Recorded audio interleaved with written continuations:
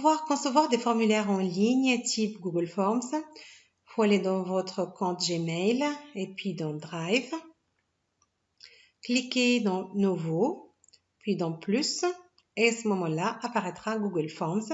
Là, vous pouvez choisir formulaire vierge ou à partir d'un modèle.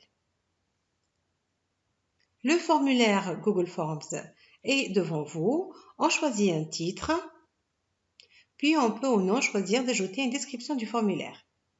En allant dans Paramètres, on peut collecter les adresses email et enregistrer.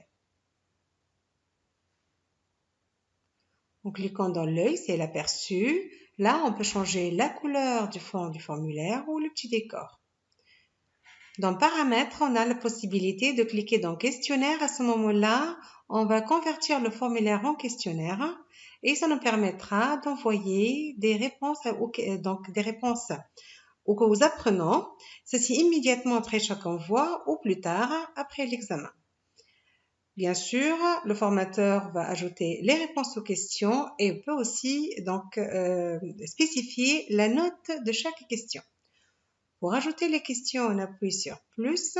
Donc là, on va cliquer dans questions pour ajouter manuellement la première question qui est indiquer la différence entre alimentation et nutrition. On a le choix entre réponse courte, paragraphe, choix multiples, grille à choix multiples ou des cases à cocher. Là, on va choisir paragraphe.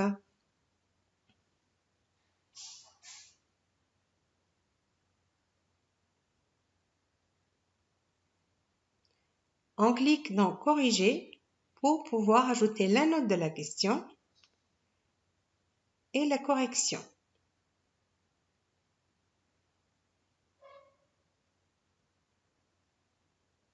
Donc, saisir en commentaire pour enregistrer la réponse à la question.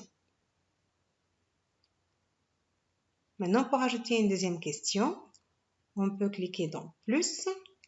Et là, on ajoute la question cochée là où les réponses correctes. Il s'agit d'une question à choix multiple. Et là, on va préciser donc les 5 items de cette question à choix. Donc, corriger. On clique sur corriger pour ajouter la notation. On va choisir 3 points. Et on va spécifier les 3 items corrects qui sont le premier, le deuxième et le quatrième.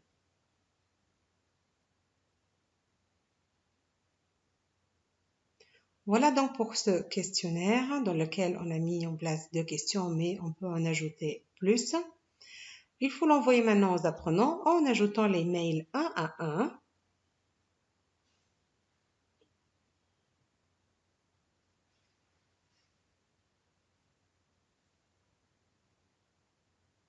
On peut cocher inclure le formulaire de l'email, comme ça lorsque l'apprenant recevra le formulaire, il y aura le mail, il y aura le formulaire aussi. Sinon, on peut lui envoyer un mail en spécifiant le lien du formulaire en copiant-collant.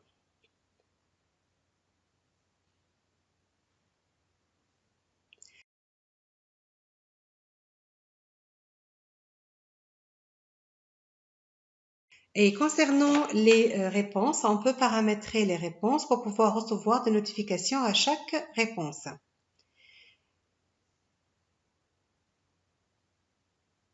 Pour avoir donc un regard d'une manière globale sur les réponses, on peut les télécharger dans Google Sheet qui est équivalent à donc un fichier Excel. Merci pour votre écoute.